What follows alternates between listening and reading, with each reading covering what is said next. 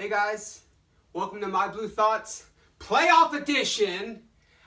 First of all, I want to thank the few of you that actually do watch this regularly. There's a million things on the internet that you could watch, so if you do watch this, thank you so much. It's something I'm very passionate about. I love the Dodgers. I can't really talk about them in my stand-up because there's only, a certain percentage of people that it caters to. So this is just my outlet to kind of talk about the Dodgers and show people that I actually know what I'm talking about. This might be my last episode this year because if we get knocked out of the playoffs by the Cubs, this will be it, because games 6 and 7 potentially will be Saturday and Sunday. So this might be it. It's been a great year, and I don't think it's over. I don't think the Cubs have what it takes to beat this Dodgers team. Did the Cubs have the best record in the National League and the Major Leagues this year? Yeah, they did.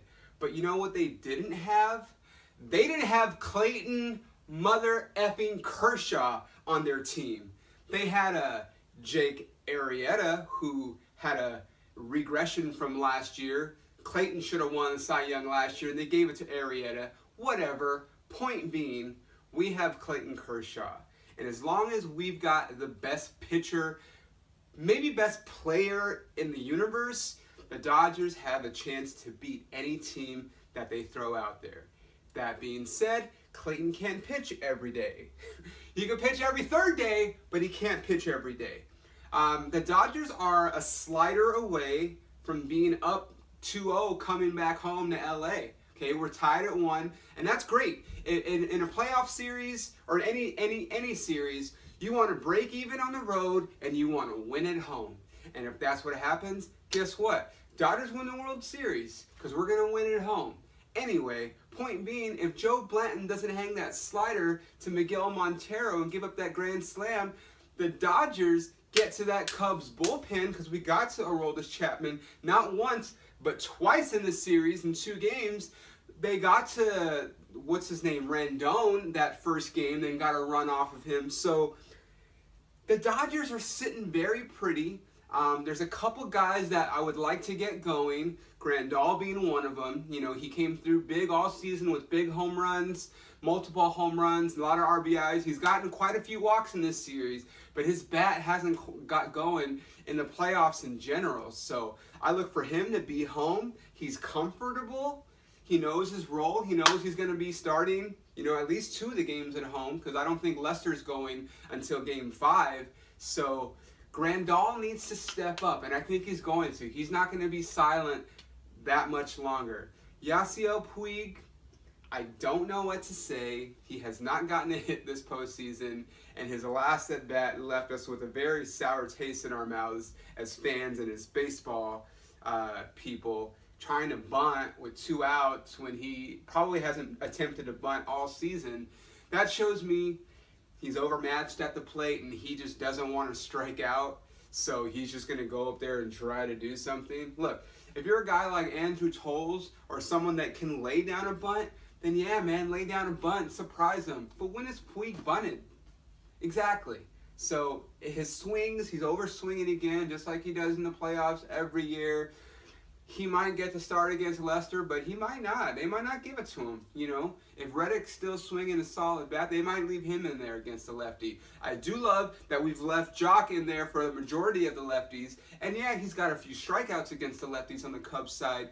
But you can see him staying in there longer, having better at-bats against those lefties, which if they would have listened to me all season and just left him in against lefties, it wouldn't be something new to him now. But he got a hit against the lefty. He's gotten a couple, I think. Aegon is going to be Aegon. He's got veins of ice going in his veins. Clayton's got ice. Kenley Jansen, all of a sudden can just do 6-out saves.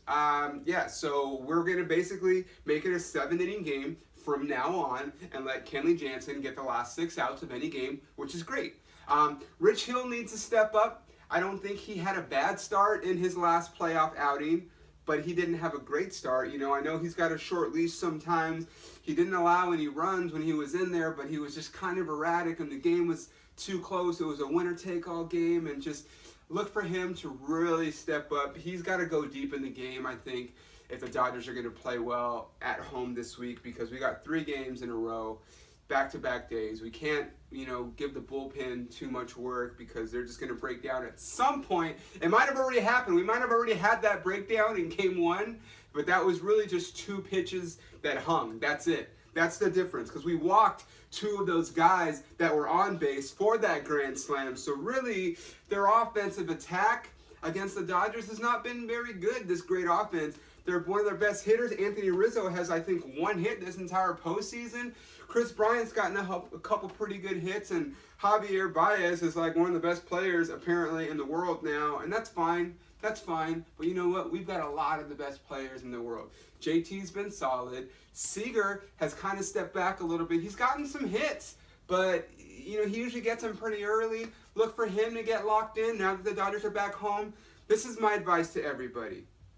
If you're fortunate enough to get a playoff ticket and go to these playoff games and you're a Dodger fan, get to the stadium early, okay? Don't complain about there being traffic. The game's at 5 o'clock, which means you need to leave wherever you live at 3 o'clock. I don't care, unless you're right downtown, and even still you should leave early. Everybody needs to be at the stadium before that game starts, so when they go, and we're live from Dodger Stadium, game 3, everyone's like, "Wow!" We need to show the world how passionate, how great Dodger fans are, because I've seen it in the playoffs. I've seen it these last few weeks. Dodger fans are great, but just be there, man. Be there early. Don't leave fucking early either. I saw a bunch of people leaving in that game 3 when the Dodgers were losing against the Nats. They were leaving early in the 8th inning in a playoff game. There is not one fan base in the United States or even Canada, because we got a team in Toronto, that would leave their stadium early when their team is in a playoff game. It's unacceptable. It's despicable. If you're one of those people that left a playoff game early, do us all a favor. Give your tickets to real fans that maybe can't afford them, and stay away from the stadium, because we don't need that kind of negativity. That being said, I know the Cubs haven't won a World Series in 108 years, but you know what? The Dodgers haven't won one in 28 years. Who deserves it more? I don't care. I want the Dodgers to be the ones playing and moving on to the World Series. It's been such a great year. I'm going to be at the stadium today. I'm very excited. We got Rich Hill today. We've got Urias tomorrow. And depending on how things go, we might have Clayton Kershaw come back on Thursday. God, okay. First of all, I'm going to talk about Clayton Kershaw again. It's been said a million times, but this dude had a herniated disc in his back like 2 months ago.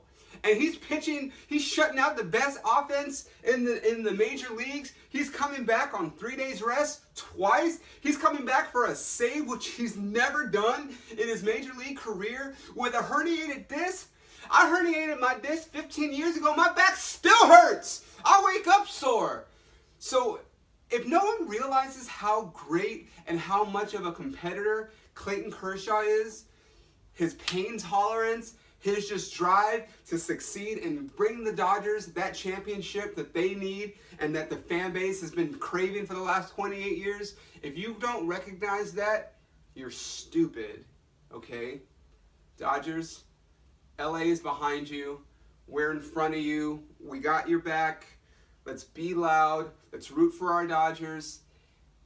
And let's sweep them. Thank you for watching. Let's not let this be the last episode of the season. This has been My Blue Thoughts. Follow me on Twitter, Instagram at Peter Sers. Thanks for watching, guys. Go Dodgers.